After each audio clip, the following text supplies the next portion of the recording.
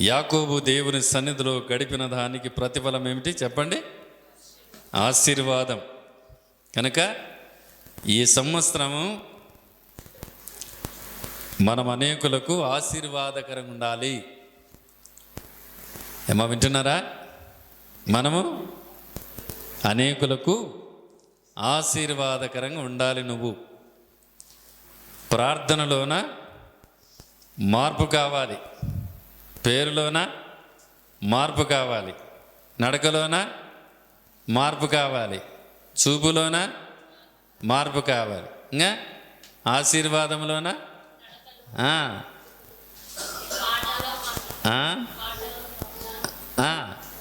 అన్నిట్లో మార్పు రావాలి ఈ సంవత్సరం. హల్లెలూయా చెప్పండి, గట్టి చెప్పండి. మెలేసు మహారాజుకే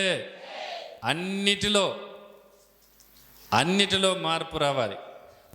పోయిన ఆదివారం దినమందు ప్రత్యేకంగా మనం చూసాం కదా. దేంట్లో మార్పు? చెప్పండి అందరూ చెప్పండి. మరి మార్చుకున్నారా? అంటే వినడమేనా మీరు? పాటించేది లేదా? ఎప్పుడు పాటిస్తారు మరి? ఇద్దరు ముగ్గురు అడిగినారు, సార్ నా పేరు మార్చని వాక్యం విన్న తర్వాత. మిగతా మంది అంటే మీకు దేవుని వాక్యం అర్థం కావట్లేదు అన్నమాట. మార్చుకోలే వద్దా పేరు? ఏమో మార్చుకోలే వద్దా? మార్చుకోవాలని బైబిల్ ఉందా లేదా? దేవుడే మార్చినాడా లేదా? మరి దేవుడు మార్చినప్పుడు నువ్వెందుకు మార్చుకోకుండా ఉన్నావు మరి? ఏమా మార్చుకుంటారా లేదా? మార్చుకోకపోతే మీరు మారలేదని అర్థం. హల్లెలూయా. ఖచ్చితంగా నీ పేరు మార్చుకున్నా. నేను ముందే చెప్పాను కదా, ఇంతకుముందు నీ పేరు వెంకటరాముడు ఉండే.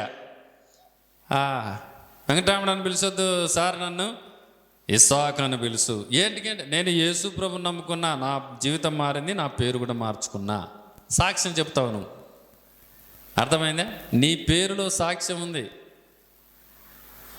నీ పేరులోనేముంది? సుంకులమ్మక్క ఇక్కడ అంటే సుంకులమ్మ కాదు సార్, నా పేరు సువార్తమ్మ. ఏంటి సువార్తమ్మ? నేను యేసు ప్రభుని నమ్ముకున్నా, అందుకే నేను జీవితాన్ని మార్చుకున్న, పేరు కూడా మార్చుకున్నా. సాక్ష్యం చెప్తావా లేదా? యేసు ప్రభు గురించి చెప్తావా లేదా? అది ఖచ్చితంగా చెప్పాలి. ఈరోజు మనము యాకోబు జీవితాన్ని ఇశ్రాయేలు దేశం, ఇశ్రాయేలుని ఎందుకు అంటున్నాం? మార్చుకున్నందుకేనా? కనుక మార్చుకోవాలి. హల్లెలూయా. రైట్. యాకోబు జీవితంలో కొన్ని మలుపులు మనం చూద్దాం. ఈ సంవత్సరం బాగా పరిశీలన చేద్దాం. మనం 7 పాయింట్లు జనవరి 1 రోజు చెప్పాను కదా. పోయిన వారంలో పేరు గురించి చెప్పాను. ఈరోజు ఇంకో మాట చూద్దాం రండి. యాకోబు తన జీవితంలో పేరు మార్చి, తన జీవితంలో ఆశీర్వాదకరంగా మార్చబడిన తర్వాత తన కుటుంబ సభ్యులకు తాను చెబుతున్నటువంటి కొన్ని విషయాలు నేను మీకు జ్ఞాపకం చేస్తాను.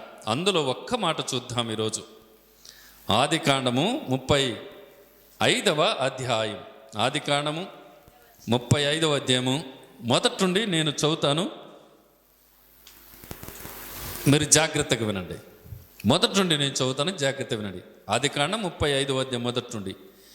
దేవుడు యాకోబుతో, నువ్వు లేచి బేతేలునకు వెళ్ళి అక్కడ నివసించి నీ సహోదరుడైన ఏశావు ఎదుట నుండి నువ్వు పారిపోయినప్పుడు నీకు కనబడిన దేవునికి అక్కడ బలిపీఠము కట్టుమని చెప్పగా, యాకోబు తన ఇంటి వారితోనూ తన యొద్దనున్న వారందరితోనూ మీ యొద్దనున్న అన్య దేవతలను పారవేసి మిమ్మును మీరు సూచిపరుచుకొని మీ వస్త్రములను మార్చుకొనుడి. మనము లేచి బేతేలునకు వెళుదము. నా శ్రమ దినమున నాకు ఉత్తరమిచ్చి నేను వెళ్ళిన మార్గమున నాకు తోడయుండిన దేవునికి బలిపీఠమును అక్కడ కట్టెదనని చెప్పాను. దేవునికి స్తోత్రం.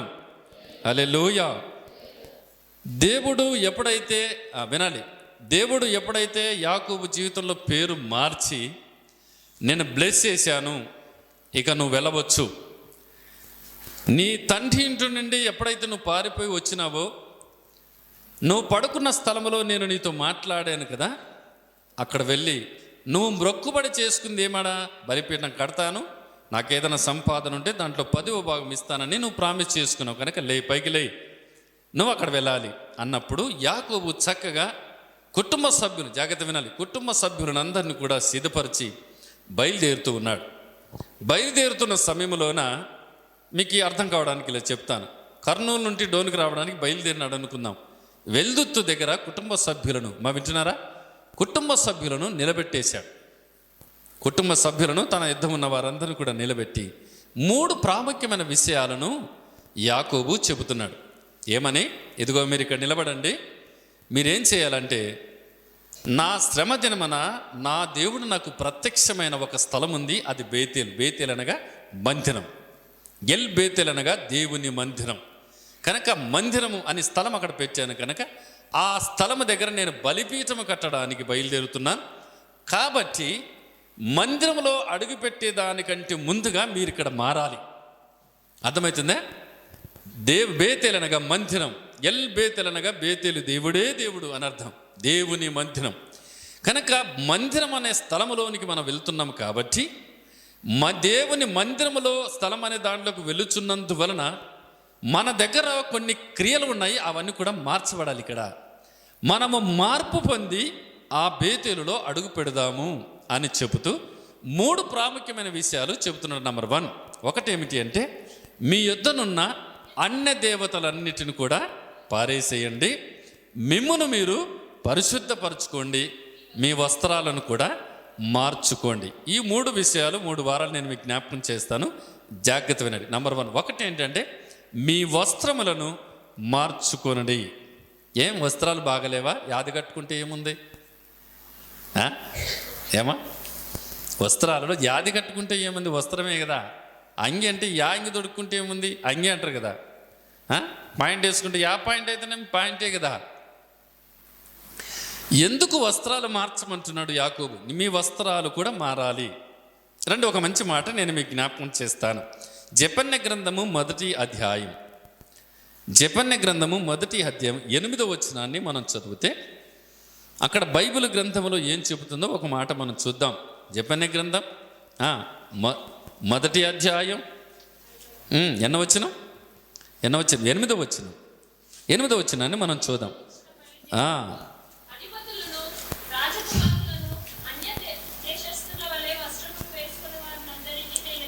అన్య దేశస్థుల వలె వస్త్రములు వేసుకున్న వారిని,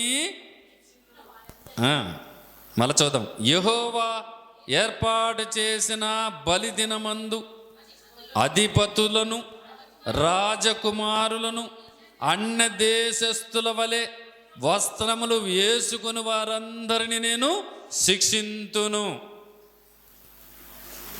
ఏమా జాగ్రత్త వినాలి, మీ వస్త్రాలు మారాలి. వస్త్రాల గురించి చెప్తుంటే జాగ్రత్త వినండి. అన్య దేశస్థులు వేసుకున్నట్లుగా మీరు చెప్పాలి, వేసుకోకూడదు. అన్య జనులు వేసుకున్నటువంటి వస్త్రాలు మీరు వేసుకోకూడదు. మీ వస్త్రాలు కూడా ప్రత్యేకంగా ఉండాలి. మీ వస్త్రాలు కూడా ప్రత్యేకంగా ఉండాలి. రండి, మీకు ఒక మంచి మాట చెబుతాను. సమూయేలు 1వ గ్రంథం, దేవునికి స్తోత్రం. సమూయేలు 1వ గ్రంథంలోన సమూయేలు ఒక ప్రత్యేకమైన వస్త్రాన్ని కలిగి ఉన్నాడు. 1వ గ్రంథం 1వ అధ్యాయం, సమూయేలు 1వ గ్రంథము 1వ అధ్యాయం, క్షమించండి 2వ అధ్యాయము 18వ వచనాన్ని చూద్దాం. 18వ వచనాన్ని, బాలుడైన సమూయేలు నారతో నేయబడిన ఏఫోదును ధరించుకుని యెహోవాకు పరిచర్య చేయుచుండెను. దేవునికి స్తోత్రం. ఏఫోదు అనేటువంటి వస్త్రము యాజకులు ధరించేది. వినాలి, సేవకులు ధరించేటువంటి వస్త్రం అది. సమూయేలు ఏం చేశాడు అంటే, నేను సేవకులు ధరించేటువంటి వస్త్రాన్ని ధరిస్తా. అర్థమవుతుందమ్మా? నేను సేవకులు ఏ వస్త్రాన్ని ధరిస్తారో నేను కూడా అదే ధరిస్తా అని తీర్మానం చేసుకొని సమూయేలు చిన్నవాడుగా ఉండంగానే ఒక ప్రత్యేకమైన వస్త్రాన్ని తాను ఎన్నుకున్నాడు.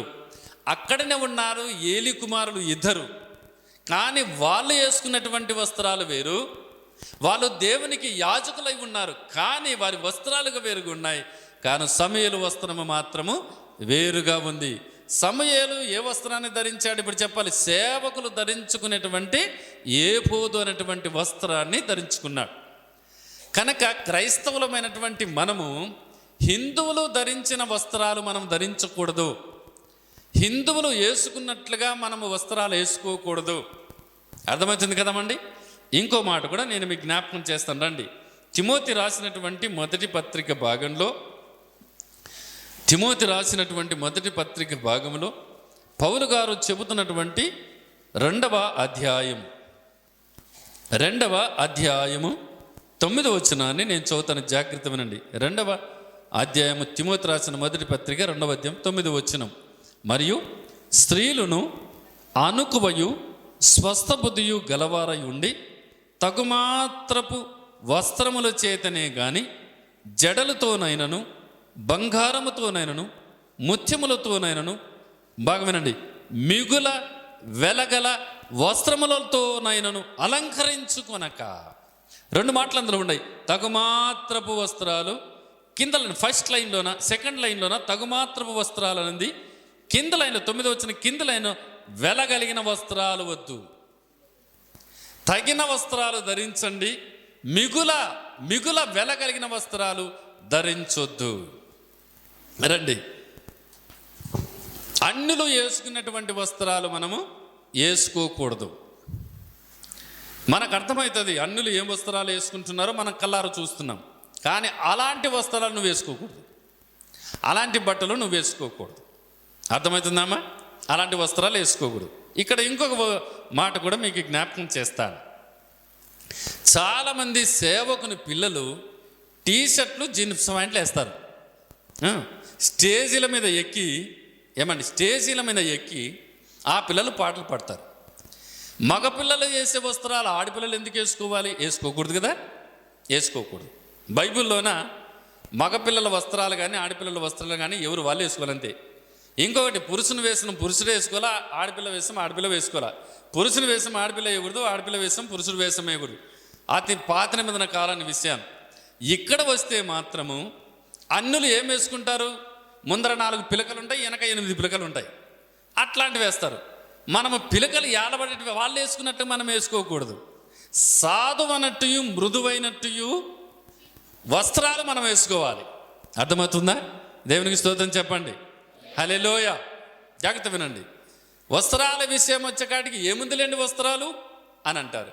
కానీ వాళ్ళు కట్టినట్టుగా నువ్వు కట్టొద్దు, వాళ్ళు వేసుకున్నట్టుగా నువ్వు వేసుకోవద్దు. వాళ్ళు వేసే వస్త్రాలు నువ్వు వేసుకోవద్దు. నువ్వు వేసే వస్త్రాలు వేరు, వాళ్ళు వేసే వస్త్రాలు వేరు. ఒకవేళ అలా నువ్వు వేసుకుంటే, ఇప్పుడు చెప్పాను కదా మొదటి 8లో మనం చదివినట్లుగా, వారిని నేను శిక్షిస్తాను అని చెప్పాడు. అర్థమైందండి? నేను వారిని ఏం చేస్తాను? శిక్షిస్తాను అని చెప్పాడు. ఇక్కడ ఇంకో మాటకు వద్దాం. మిగుల వెళ్ళగలిగిన వస్త్రాలు అన్నాడు. తగుమాత్రపు వస్త్రాలు. అమ్మ జాగ్రత్త వినాలి. తగుమాత్రపు వస్త్రాలు వినండి. నేను పరిచర్యకు వచ్చింది మొదలుకొని ఇంతవరకు 250 కంటే షర్టు కొనలే, 360 కంటే పాయింట్ కొనలే. అలాగని ఎబినేజర్కి ఇప్పటి వరకు కూడా 1500 కంటే ఎక్కువ కొనలే, బేబీకి 14 కంటే ఎక్కువ కొనలే. వాళ్ళ మేనమామ ఒకసారి పెళ్లి జరుగుతున్న సమయంలో మమ్మల్ని కర్నూలుకి బట్టలు తీసుకుని పోయినప్పుడు బేబీకి ఒక డ్రెస్ చూసినప్పుడు అది 2800 రూపాయలు. నేను చెప్పా, బాబా అవసరం లేదు, నువ్వు 2800 నాకు గినిస్తే 3 డ్రెస్సులు కొనుక్కుంటా నా బిడ్డకి అని చెప్పిన. సంవత్సరం పొడుగుపోతుందా బాబా, 3 డ్రెస్సులు చాలు, అవసరం లేదు, నాకు అంత అవసరం లేదు, తక్కువ దాంట్లో తీ. ఎందుకంటే ఒకరోజు దేవునికి మనం లెక్క చెప్పాల్సి వస్తుంది. వస్త్రాలకి ఎంత ఖర్చు పెడుతున్నామో దాన్ని ఖచ్చితంగా మనం లెక్క చెప్పాల్సి వస్తుంది. కనుక తగుమాత్రం వస్త్రాలతో ఉండనిమ్ము మా జీవితాలు, అది సార్. అలాగని చెబుతాను. నా భార్య కానీ, నయ్యోమి కానీ, ప్రీతి కానీ, మా అక్క కానీ, మా కేశమ్మ కానీ, మా అమ్మ కానీ ఎక్కడ కూడా వాళ్ళకి 1400 కంటే ఎక్కువ చీరలు ఇప్పటికీ తీయలేదు. తెలిసినా అండి? ఇప్పటికీ తీయలేదు. ఏమండి? ఎందుకు వినని చెబుతాను. మిగుల వెళ్ళగలిగిన వస్త్రాలు మీరు ఉంది. అక్కడ పత్రికలు పౌలు చెబుతున్నాడా? మిగుల వస్త్రాలు అనేటి బాగుండు, వెలగలిగిన అంటే ఎక్కువ రేటు కలిగిన వారు. నేను చాలాసార్లు మీకు చెబుతుంటాను, క్రైస్తవుల యొక్క బుద్ధి అంతా ఎక్కడ కనపడుతుంది అని అంటే ప్రోగ్రాములు చూస్తే కనపడుతుంది. ఏమండి? క్రైస్తవుల యొక్క వాళ్ళ క్యారెక్టర్ అంతా ఎంత విశ్వాసులు అనేది ఎక్కడ కనబడుతుంది అంటే, ఒకటి చెప్తున్నాను, చాలాసార్లు చెప్తున్నాను, క్రైస్తవుని బుద్ధి అంతా కట్నకాడ కనబడుతుంది. ఎంత జనాలు క్రైస్తవుడు అనేది, క్రైస్తవుని బుద్ధి అంతా ప్రోగ్రాంలో కనపడుతుంది. ఎన్ని సొమ్ములు ధరించుకున్నాం, ఎట్లాంటి వస్త్రాలు కట్టుకున్నాం అనేది. చర్చలో ఒకలాగా ఉండి బయట ఒకలాగా ఉండొద్దు, బయట ఒకలాగా ఉండి చర్చలో ఒకలాగా ఉండదు. ఉంటే ఇట్లే ఉండు, ఉంటే అట్లేనన్నా ఉండు, ఉంటే చల్లగన్నా ఉండు, ఉంటే వెచ్చగన్నా ఉండు, నువ్వు వెచ్చగా ఎప్పుడు ఉండొద్దు. అలా ఉంటే బైబిల్ చెబుతుంది, నేను నోటు నుండి ఉమ్మేస్తానన్నాడు, తూ నీ బతుకుగాల, ఒక్కొక్క చోట ఒకలాగుంటావు నువ్వు అని. దేవునికి స్తోత్రం. మొన్న నేను ఎంఆర్ఓని కలవడానికి పోయినప్పుడు, ఆ కొండపేటలో దాదాపు కొన్ని సంవత్సరాలు ఉన్నాం. ఆ ఏరియా వాళ్ళందరూ కూడా తెలిసిన వాళ్ళే. దాదాపుగా ఒక 18 సంవత్సరాలు అయింది ఆయన నేను ఎదురుపడక. ఆయన ఎంఆర్ఓ ఆఫీస్కి వచ్చినాడు. ఎంఆర్ఓ ఆఫీస్ కాడికి వచ్చినట్టు నేను అలా కూర్చొని ఉంటే, నమస్తే సార్, ఎన్ని రోజులైంది నీ ముఖం చూడక అని. దాదాపు 18 సంవత్సరాలు. అప్పుడు ఆయన రాసారు, మేమంతా ఉంటే సారుకు పాలదనకు చెప్తున్నాడు, ఈ సారం చూడండి, ఆ టోపన్ మారలే, ఆ డ్రెస్ మారలే అంటున్నాడు ఆయన నన్ను. ఆ టోపన్ ఆయన నెత్తి మారలేదు, ఆయన డ్రెస్సులు కూడా మారలేదు. అప్పుడు ఎట్టు ఉన్నాడో ఇప్పుడే 18 సంవత్సరాల క్రితం నేను ఎట్లా చూసినాను, ఇప్పుడు కూడా అట్లే ఉన్నాడు. ఏంటికి మారాలా? తెల్లెంటుకలు వచ్చినాయాలి, నల్ల రంగు వేసుకోరనా? ఏమండి, డబ్బు బాగా ఆడుతుందని చెప్పి వెలగలిగిన వస్త్రాలు వేసుకోరనా? ఎందుకు మారాలా? నా బూట్లు తీసుకుంటాను కదండి, 320 కంటే ఎక్కువ కొనాలా నేను ఇప్పటికీ. 320 కంటే ఇప్పుడు నేను వాడే బూట్లు ఎన్నో తెలిసిన 320. కొంతమంది బూట్లు తీస్తూ, అన్నా బూట్లు బాగున్నాయా అంటారు. ఎంత అనంటే 1500, 2000, 2500 అంటారు. అంటారు, వాళ్ళే అంటారు. బూట్లు ఎంత కొన్నామంటే, లెదర్ బూట్లు అన్నా, లెదర్ అయినా బూటే అంటారు. దాన్ని ఇంకోటి అంటారు, ఏది వద్దులే, యాదైనా బడి 320 కంటే బూట్లు కొనాలా. నేను చెప్పాను, అయ్యా ఒక దేవుని సేవకుడు నేను నేర్చుకుంది ఒకే ఒకటి, వస్త్రాల కొరకు ఎక్కువ రేటు పెట్టడానికి నేను ఇష్టపడను. ఆయనతో చెప్పింది ఒకటి, వస్త్రాల కొరకు ఎక్కువ డబ్బు పెట్టడానికి ఇష్టపడను. 10 కోట్ల రూపాయలు వస్త్రమైన వస్త్రమే, 10 రూపాయల వస్త్రమైనా 10 కోట్ల రూపాయలు కట్టుకున్నటువంటి వాడిని సింహాసనం మీద కూర్చోబెట్టి 10 రూపాయలు కట్టుకున్న వాడిని కింద పెడతారా? లేదు కదా. వస్త్రము వస్త్రమే. దేవునికి స్తోత్రం. అందుకే మీరు నేర్చుకోవాల్సిన విషయం ఏంటి, డబ్బులకు ఎప్పటికీ మీరు డబ్బులు వస్త్రాలకు వేలు పెట్టొద్దు, తగుమాత్రపు రేటుతో ఉండండి. ఇక్కడ మందిరం స్టార్ట్ అయ్యి దాదాపు 10 సంవత్సరాలైంది. వినండి, ఒక మంచి సాక్ష్యం చెప్తాను మీకు ఈ సమయంలోన. ఈ మందిరం స్టార్ట్ అయ్యి 10 సంవత్సరాలైంది. అమ్మ వినాలి, ఈ సంవత్సరము అంటే ఈ మందిరం స్టార్ట్ అయ్యి 10 సంవత్సరాలైంది. ఇక్కడ మందిరం స్టార్ట్ అయ్యి 10 సంవత్సరాల నుండి ప్రతి సంవత్సరం క్రిస్మస్ టైంలోన వెంకట్రాముడు తన భార్య పిల్లలు నా దగ్గరికి వస్తారు. వెంకట్రాముడు అంటే ఇసాకు రివికమ్మ, వాళ్ళు నా దగ్గరికి వస్తారు. వచ్చి ఏం చేస్తారు తెలిసిన, సార్ పండక్కి కొంత డబ్బు మేము తీసి పెట్టుకున్నాం బట్టలు తీసుకోవడానికని. అయితే మిగిలిన కొంత డబ్బు బట్టలు తీసుకున్నాక డబ్బు మిగిలింది మాకు, అది మీకు ఇస్తున్నామని ప్రతి సంవత్సరం క్రిస్మస్ టైంలోన వారి కుటుంబ సభ్యులు బట్టలు తీసుకొని మిగిలిన డబ్బు నాకు తెచ్చి ప్రార్థన చేసుకొని నా చేతులు పెట్టి పోతారు వాళ్ళు. అలా ఎవరైనా చేస్తారా? ఇంకో 1000 రూపాయలు ఇంకొక డ్రెస్ తీసుకో అంటావా? అనమా లేదా? మిగిలిందిలే అని. మిగిలింది కూడా 500 ఏదో 2000 తెచ్చేయడు ఆయన. దాదాపు వేలులోనే ఉంటుంది. అంటే తగుమాత్రం. నాకు అర్థం, వారి గురించి నేను నేర్చుకున్న విషయం ఏంటంటే, నేను తెలుసుకుంది, వారు తగుమాత్రపు వస్త్రాలు తీసుకొని మిగిలిన డబ్బును సేవకునికి ఇద్దాము అనే ఆలోచన కలిగి ప్రతి సంవత్సరం, 1 సంవత్సరం 2 సంవత్సరాలు 10 సంవత్సరాలైంది ఇప్పటికీ, వాళ్ళు చేస్తున్న మంచి పని. తగుమాత్రపు వస్త్రాలు తీసుకొని మిగిలిన డబ్బును సేవకుని చేతులు పెట్టి ప్రార్థన చేసుకుని వెళ్ళడం ఎంత ఆశీర్వాదం అది. మనం ఒక 1000 రూపాయలు మిగిలిందంటే ఇంకొక డ్రెస్ తీసుకుంటాం వెంటనే. కాదు, మనకు చాలు, ఈ డ్రెస్సులు చాలు, ఇక మిగిలిన సేవకుని ఇద్దాం. ఎంత మంచి ఆలోచన అది. దేవునికి స్తోత్రం, హల్లెలూయా. సరే, దాన్ని గడ్డకు పెడదాం, ఇంకా వెళ్ళగలిగిన వస్త్రాలు గడ్డకు పెడదాం. ఇంకో మాట కూడా నేను చెప్తాను ఇప్పుడు. ఒకసారి అంటే సేవకుల మీటింగ్ అయిన తర్వాత సేవకులు కూర్చొని డిస్కస్ చేసుకుంటూ మా పెళ్ళైన క్రైస్తవులు పంజాబ్ డ్రెస్ వేసుకోవచ్చునా అని డిస్కషన్ చేస్తున్నారు. నేను మౌనంగా ఉండా. పెళ్ళైన క్రైస్తవులు పంజాబ్ డ్రెస్ వేసుకొని మందిరానికి రావచ్చా అని వాళ్ళు డిస్కస్ చేసి నేను ఒక గమ్మునున్నానులే. అయితే ఒక సేవకుడు అన్నాడు,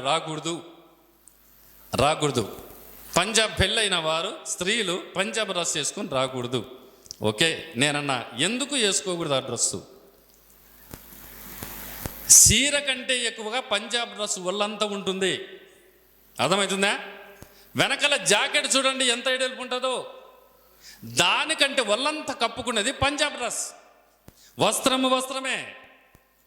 చీరకు వీపు కనపడుతుంది, వెనకల ఈవి కనపడతాయి, కానీ పంజాబ్ డ్రెస్ ఒళ్ళంతా కప్పుకుంటుంది. ఒళ్ళంతా కప్పుకొని వస్తున్నప్పుడు ఎందుకు పాయింట్ అవుట్ చేయాల్సిన అవసరం వచ్చింది? రైట్, అదలా పెట్టి ఒక మీటింగ్లో నేను వాక్యం చెప్పడానికి వెళ్ళినప్పుడు అదే మీటింగ్లో ఈ పాయింట్ అవుట్ చేసిన సేవకుడు నిలబడ్డాడు అక్కడ. అతడు ఎట్లా చేసిన టీ షర్ట్ వేసుకొని వచ్చినాడు. ఇప్పుడు నేనేమనాలండి? ఇప్పుడు అంటే పంజాబ్ డ్రెస్ వేసుకొని రాకూడదు స్త్రీలను నువ్వు చెబుతున్నప్పుడు టీ షర్ట్ వేసుకొని స్టేజ్ ఎక్కడానికి నీకు అర్హత ఉందా? ఏమిటి నేను చెప్పింది మీకు అర్థమైందా? ఒక దైవ సేవకుని డ్రెస్ వేసుకొని స్టేజ్ ఎక్కు, టీ షర్ట్ వేసుకొని స్టేజ్ ఎక్కుతావా నువ్వు? మళ్ళీ వాగింది మాత్రం సేవకులలో దాని గురించి టాపిక్ వాగుతున్నావు నువ్వు. దేవునికి స్తోత్రం, హల్లెలూయా. ఓసారి అందరూ వేసుకుంటున్నారు టీ షర్ట్, నేను కూడా వేసుకుందామని ఢిల్లీకి పోయినప్పుడు కొనుక్కున్నా. 50 రూపాయలే. ఎప్పుడు 2001లో 50 రూపాయలేనండి. అంటే నా స్నేహితులు పాస్టర్స్ అందరూ కొనుక్కుంటున్నారు. నేను ఒకసారి వేసుకొని చూద్దాము. నేను ఎప్పుడు టీ షర్ట్ వాడినాను కాదు, జీన్స్ ప్యాంట్లు వాడినాను కాదు. అంటే వస్త్రాల విషయంలో నాకు కొన్ని నియమాలు ఉన్నాయి. ఆ నియమాలను ఎప్పటికీ నేను గడప దాటను. నాకు కొన్ని నియమాలు ఉన్నాయి, దాన్ని ఎప్పటికీ దాటి ముందుకు అడుగు వేయను, నేను ఎప్పటికీ వేయను. నా జీవితాంతా నేను సమర్పించుకున్న కొన్ని నియమాలు ఉన్నాయి, దానిని కట్టుబడడానికి ఎప్పటికీ ప్రభు దగ్గర ప్రార్థన చేసుకుంటూనే ఉంటారు. సరే చూద్దాం, ఒకసారి వేసుకుందామని అది బాగా కనిపించింది, నాకు మంచిగా ఉంది అని. 50 రూపాయలే అది టీ షర్ట్, 50 రూపాయలే. వాళ్ళు పెద్ద కొనుక్కుంటున్నారు లేని డబ్బులు పెట్టి, నేను 50 రూపాయలు కొనుక్కున్నా. సరేలేని ఆ రోజు నైట్ వేసుకున్నా, నైట్ పడుకోవడానికి వేసుకున్నా, మళ్ళీ మీటింగ్ వేసుకోకూడదు కదా, వేసుకున్నా. సరేలేని పొద్దున ఏం చేసిన చెమటతుంది, పిండేసి ఆరేసి మీటింగ్ పోయింటే వచ్చేపాటికి లేదు, అది వచ్చేపాటికి లేదు. ఇంకా అప్పుడు అనుకున్నా, ప్రభువా నీకు స్తోత్రం, పోయింది లేని, ఇది పోయింది ఇంకా సాలుగా. మళ్ళీ టీ షర్ట్ కొనలేగా, ఒకటి వైట్ది కొనుక్కున్నా. వైట్ది బాగుంటుందేమో వేసుకుందామని 8 సంవత్సరాలు ఇంట్లో పెట్టుకున్న దాన్ని వేసుకోలే. మొన్న మా మాటినికి ఇచ్చిన, ఒరే నువ్వు వేసుకోరా నాయన, దీన్ని వేసుకుంటా, నేను వేసుకోపో నువ్వని. టీ షర్ట్ వైట్ది. అంటే చెప్తున్నా కదా, నాకు కొన్ని నియమాలు ఉన్నాయి, వస్త్రాలలో కానీ తిండిల్లో కానీ నా జీవితంలో కొన్ని నియమాలు నేను పెట్టుకున్నాను. దాన్ని కట్టుబడి ఉండటానికి ప్రభు దగ్గర ఎప్పుడు ప్రార్థన చేసుకుంటూ ఉంటాను. దేవునికి స్తోత్రం, హల్లెలూయా. ప్రియులారా, ఇంకో మాట కూడా నేను మీకు జ్ఞాపకం చేస్తాను రండి. తిమోతి రాసిన మొదటి పత్రిక 2వ అధ్యాయం 10వ వచనాన్ని ఒకసారి చూద్దాం. దైవ భక్తి గలవారమని చెప్పుకొను స్త్రీలకు తగినట్టుగా, అది అమ్మా వింటున్నారా? దైవ భక్తి కలిగినటువంటి స్త్రీలు ఉన్నట్టుగా ఉండండి. నేను చెప్పింది అర్థమవుతుందా?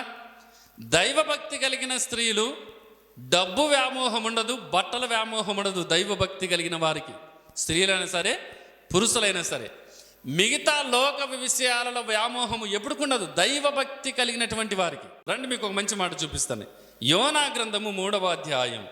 రండి, యోనా గ్రంథము 3వ అధ్యాయంలో 6వ వచనాన్ని మనం చదివితే అక్కడ ఒక రాజు మనకు కనిపిస్తాడు. ఆ రాజు దేవుని సన్నిధిలోన ఎలా తన వస్త్రాలను, ఎలాంటి వస్త్రాలు తీసేసినాడు, ఏమి కట్టుకున్నాడు చూద్దాం. చూడండి 3వ అధ్యాయం 8వ వచనం 6వ వచనం చదవమా. ఆ సంగతి నినవే రాజునకు వినపడినప్పుడు అతడును తన సింహాసనం మీద నుండి దిగి తన రాజవస్త్రములను తీసివేసి గోనెపట్ట కట్టుకొని బూడిదలో కూర్చుండెను. ఏం వస్త్రాలు తీసేసినాడంట? రాజవస్త్రాలు తీసేసి దేవుని దగ్గరకు రావాలంటే ఒక వేషం వేసుకొని వచ్చి, బయట పోవాలంటే అది కూడా చెప్తా తట్టుకో మీకు. రండి, ఎక్కడుంది అది? యెహెజ్కేలు గ్రంథం 26వ అధ్యాయం చూడండి. యెహెజ్కేలు గ్రంథము 26వ అధ్యాయం 16వ వచనం చూద్దాం. 26వ అధ్యాయము 16వ వచనం. చదవమ్మా, చదువు 16వ వచనం. తమ సింహాసనం మీద నుండి దిగి తమ చొక్కాయులను విచిత్రమైన వస్త్రములను తీసివేసి, ఏం వస్త్రాలంట అంటాం చూడు మనం, ఈడేం వస్త్రమురా ఇంత విచిత్రంగా ఉంది అంటుంటాం చూడు మనం. అర్థం కాలేమా? విచిత్రమైన వస్త్రాలు. అర్థమైందా? మనం అంటుంటాం కదా, ఏమన్నా డ్రెస్ అది ఎట్లా ఉంది, ఏంది ఇంత విచిత్రంగా ఉంది అంటాం మనం, అంటామా లేదా? ఆ అమ్మ దొడుక్కుంది చూడు జాకెట్, ఎంత విచిత్రంగా ఉంది. ఏమండి? విచిత్రమైన వస్త్రాలు. రండి కిందికి పోదాం. యెషయా గ్రంథం 3వ అధ్యాయం. యెషయా గ్రంథము 3వ అధ్యాయము 22వ వచనాన్ని చూద్దాం. 3వ అధ్యాయము 22వ వచనం చదవమ్మా. ఉత్సాహ వస్త్రములను, చాలు చాలు చాలు చాలు. ఉత్సాహ వస్త్రములను అంటే, ఉత్సవం అంటే పండగ. ఏమా ఏంటి? పండగలో చూడాలా మనల బట్టల్ని. ఎంత పట్టు చీర ఉంటుందో, ఎన్ని వేల చీరలు ఉంటాయో, ఎన్ని వేల డ్రెస్సుల బట్టలు ఉంటాయో. ఎక్కడ విచిత్రమైన వస్త్రములు, చెప్పండి, ఉత్సాహ వస్త్రములు అంటే ఉత్సాహ కాలంలో పండగ టైంలో చూడాలంట వాళ్ళని బట్టల్ని. ఎన్ని వేల చీర కట్టుకున్నారు. మొన్న ఒక పెళ్లి చేసాం. పెళ్లి చేస్తే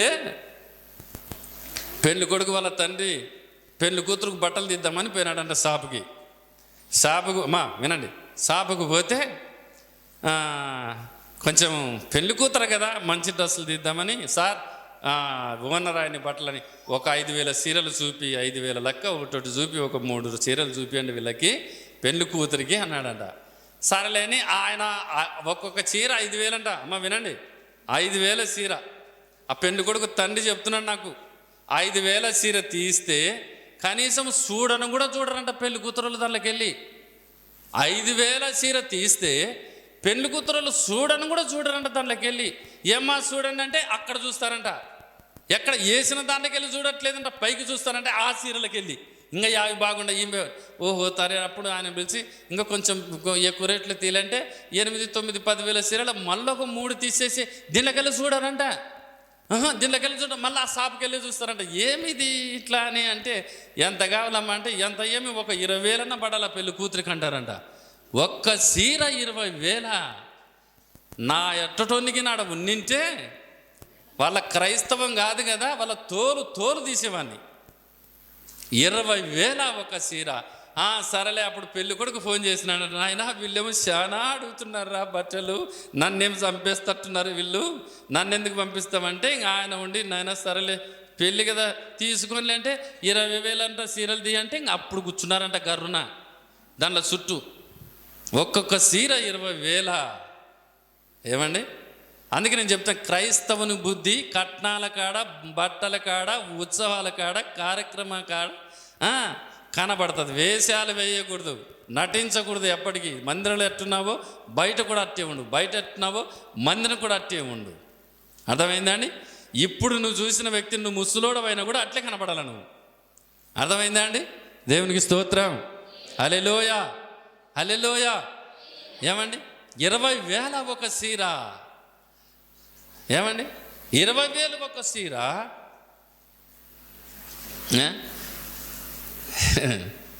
చెప్తున్నా కదా, నా ఎట్టటోడు పడాలి అట్ట చోట. 20,000 కాదు, నీ పిల్ల వద్దు, నీ బట్టలతో ఎదుపు అని చెప్తా నేను.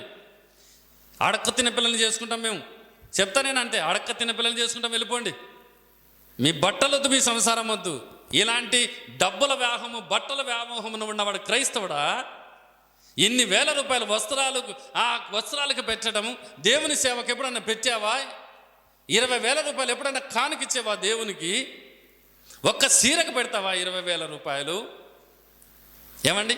ఉత్సాహ వస్త్రాలు, పండగ వస్త్రాలు, పెళ్లిళ్ళ వస్త్రాలు, ఏమండి కార్యక్రమాలలో కడుతున్న వస్త్రాలు, ఒక్కొక్క చీర పట్టు చీరలు ఇంత పొడుగని కట్టుకుంటూ, ఏమండి తగుమాత్రపు వస్త్రాలే ఉండాల క్రైస్తవునికి. మిగుల వెల కలిగిన వస్త్రాలు ఎప్పుడు ధరించొద్దు. అంటే స్వార్థంతో చెబుతున్నాననే కాదుగా, బైబిల్ చెబుతుంది అది. బైబిల్ చెబుతున్న మాట, ఒక అద్భుతమైన సేవకుడు చెబుతున్న మాట, ఆత్మదేవుడు రాయించిన దేవుని వాక్యం అది. దేవునికి స్తోత్రం, హల్లెలూయా. చెప్పండి, ఇప్పుడు చెప్పండి, మరి ఏం చేస్తారు మీరు నమ్ముతారా? మన దగ్గరకు డాక్టర్ విజయ్ సార్ అని వస్తాడు మన దగ్గరికి. ఆయన భార్య ఎంబీబీఎస్ డాక్టర్, మంచి ఆత్మీయురాలు, మంచి ప్రసంగికురాలు. ఆమె మన వచ్చినప్పుడు చూడండి ఎట్లాంటి చీర కట్టింటుంది. ఆమెకు డబ్బు లేదనా, హోదా లేదనా, లేకుంటే ఆమె క్వాలిఫికేషన్ తక్కువనా? కాదు, ఎంబీబీఎస్ డాక్టర్. ఆయనతో పాటు వస్తుంటుంది ఆమె. ఆయనతో వచ్చినప్పుడల్లా మీరు ఆమెను టెస్ట్ చేయండి. మరి సాధారణమైన ఒక చీర కట్టింటుంది ఆమె, సాధారణమైన. అది బహుశా అంటే ఒక 300-400 కంటే ఎక్కువ ఉండదు రేటు. నేను అబ్జర్వ్ చేసింది ఆమెని. సాధారణమైన ఒక వ్యక్తి కట్టుకున్నట్టుగా కట్టుకుని వస్తుంది ఆమె, ఎంబీబీఎస్ డాక్టర్. దేవునికి స్తోత్రం. కారణం ఏంటంటే దైవభక్తి కలిగిన స్త్రీలు. అర్థమవుతుందా ఏమా? ఏ భక్తి చెప్పండి? దైవభక్తి కలిగినటువంటి స్త్రీలు.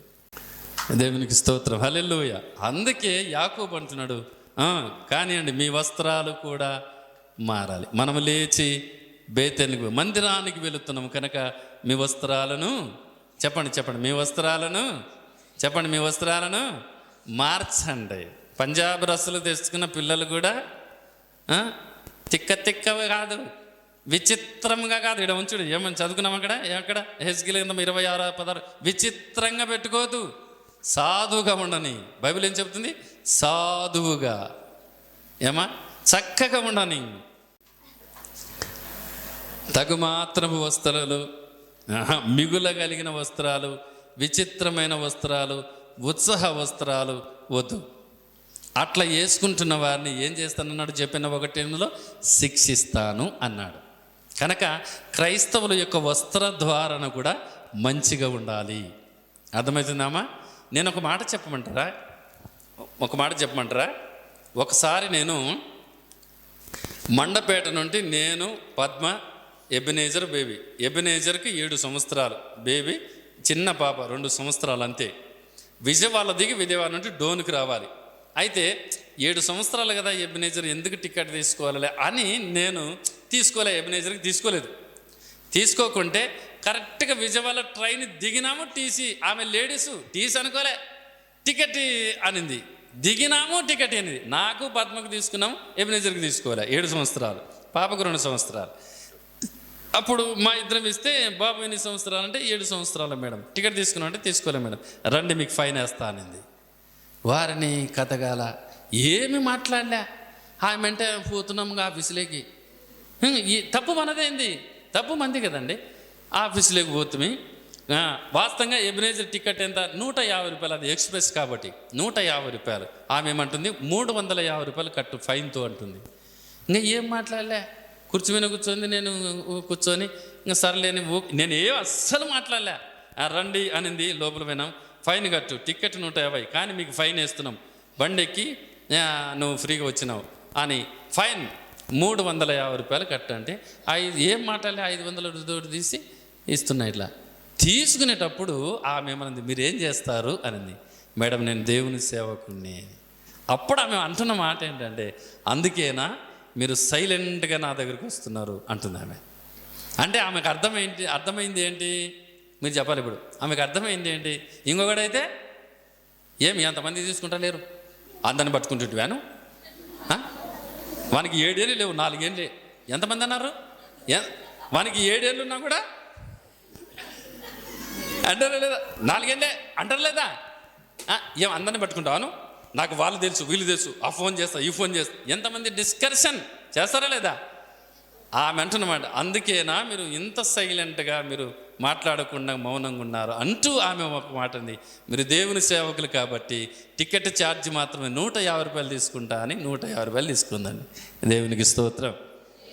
ఇప్పుడు మీకు అర్థమైంటది ఏంటి అంటే, మన క్రైస్తవ జీవితంలో బయట మన సమాజానికి మనకు క్రైస్తవులు అన్నది చూపించాలి. మనం అర్థమవుతుందండి? క్రైస్తవులు అన్నది చూపించాల. అది వస్త్రదానాలలో కానివ్వండి, నీ ప్రవర్తనలో కానివ్వండి, నీ మాటల్లో కానివ్వండి, అన్నిట్లో కూడా నువ్వు క్రైస్తవుడు అన్నదానికి అది చూపించాల. అర్థమవుతుందమ్మా? నువ్వు క్రైస్తవుడు అన్న దానికి చూపించాలి. వాళ్ళు నిన్ను చూడగానే వీళ్ళు క్రైస్తవులు అనలా, అట్లా కనబడాలి మనం. అర్థమవుతుందమ్మా? అట్లా కనబడాలి. మరి ఒకసారి యవనస్తులందరూ కూడా అంత బండిలోన ట్రైన్లోన ఎక్కి అంత గలిబిలి చేస్తున్నారు. కొంతమంది పెద్దలు కూడా వాళ్ళు సపోర్ట్ చేసుకుంటే నేను సైలెంట్ కూర్చున్నా, ఏం మాట్లాడకుండా గుండ్రాలా కూర్చున్నా, ఎరగన గుల్లక ఊక కూర్చోనున్నా. అందరు గోల చేస్తున్నారు ట్రైన్లోన గోల చేసుకుంటే సైలెంట్ కూర్చున్నా. అంతలో బట్టి టీసీ వచ్చినాడు, అందరు సైలెంట్ కూర్చున్నారు. ఏమండి సైలెంట్ కూర్చున్న తర్వాత ఆ టీసీ నన్ను టికెట్ అని ఎగురులాడేటోళ్ళు ఒక టికెట్ తీసుకుని లేడు. మళ్ళీ బిల్డప్లు ఎగురులాడుతున్నారు, టికెట్ ఒక్క దగ్గర టికెట్ లేదు. ఏమండి నేను ఎంత దర్జీ కూర్చున్నా తెలిసిన, జమీందార్లా కూర్చున్నా. ఏమంటే టికెట్ ఉంది జోలే. ఒకడు బాత్రూంలో గురికితే, ఒకడు అవతల పెట్టలే గురికితే, ఒకడు యువతల పెట్టలే గురికితే, ఒకడు సందులో ఊరుకుతుంటే టీసీ వచ్చిన నా దగ్గర టికెట్ సార్ అంటే టికెట్ ఇచ్చిన. ఆయన అంటున్న ఒక మాట ఏంటో తెలిసిన, సార్ ఈ అల్లరి పిల్లలంతా ఇదే పనే అంటాడు. అంటే అర్థమవుతుంది వాళ్ళకి, అర్థమవుతుందా లేదా? అర్థమవుతుంది. మనం అప్పుడు ఆయన అంటాడు, మీరేం చేస్తారు సార్? నేను దేవుని సేవ చేస్తా సార్. నేను రెవరెండ్ బిషప్ని ఇవి చెప్పాలని నేను దేవుని సేవ చేస్తా సార్. దేవుని సేవ చేస్తా సార్. దేవుని సేవ చేస్తాను అన్నప్పుడే వాళ్ళకి తెలిసిపోతుంది మన జీవితం ఏమిటో. హల్లెలూయా, దేవునికి స్తోత్రం. యాకోబు బేతేలులో అడుగు పెట్టేదానికంటే ముందుగా కుటుంబ సభ్యులను ఉన్నవారిని నిలబెట్టి అంటున్నాడు, మీ వస్త్రాలు మార్చుకోండి, మనము మందిరంలో అడుగు పెట్టాలి. ఏం మార్చుకోవాలంటున్నాడు చెప్పండి? ఏం మార్చుకోలేమా? వస్త్రాలు మార్చుకోవాలి. మనము మందిరంలో అడుగు పెడుతున్నాం కనుకమ్మా తగుమాత్రపు వస్త్రాలతో ఉండండి. ఉత్సవ వస్త్రాలు అవసరం లేదు, మిగుల వెలగని వస్త్రాలు అవసరము లేనే లేదు. ఒకవేళ నువ్వు ఖర్చు పెట్టాలనుకుంటే దేవుని పని కొరకే ఖర్చు పెట్టు, అది నీకు దీవెనకరంగా ఉంటుంది. దేవునికి స్తోత్రం చెబుదాం. ఎక్కువ అమౌంట్ పెట్టి కొనాల్సిన అవసరం లేదు. నేను చెప్తున్నాను కదా, ₹1,00,000 పెట్టిన డ్రెస్సు వేసుకున్న డ్రెస్సే అంటారు, ₹1,000 పెట్టి డ్రెస్సు వేసుకున్న డ్రెస్సే చెప్పండి, డ్రెస్సే అంటారు. ఇప్పుడు చెప్పండి, ఒక మంచి మాట చెప్పి నేను మీకు ముగిస్తాను. బైబిల్ గ్రంథంలోన రక్షణ వస్త్రము ఉంది. అమ్మ వినండి చివరికి చెప్తాను. రక్షణ వస్త్రము ఉంది, తెల్లని వస్త్రము ఉంది, మహిమ వస్త్రము ఉంది, ప్రశస్తమైన వస్త్రము ఉంది, సన్ననార వస్త్రాలు. నేను చెప్పేటివన్నీ కూడా బైబిల్లో ఉన్న పదాలు. సన్ననార చూడండి, ప్రకటన గ్రంథం రండి 19వ అధ్యాయం. ప్రకటన గ్రంథం 19వ అధ్యాయం రండి 8వ వచనాన్ని చూద్దాం. 8వ వచనం, మరియు ఆమె ధరించుకున్నట్టుకు ప్రకాశములను నిర్మలమునైన ఆమెకి ఇవ్వబడును, అవి పరిశుద్ధుల నీతి క్రియలు. సన్నపునార బట్టలు, ఏమండి ప్రశస్తమైన ప్రకాశములను నిర్మలమునైన సన్నపునార బట్టలు ఆమెకి ఇవ్వబడెను.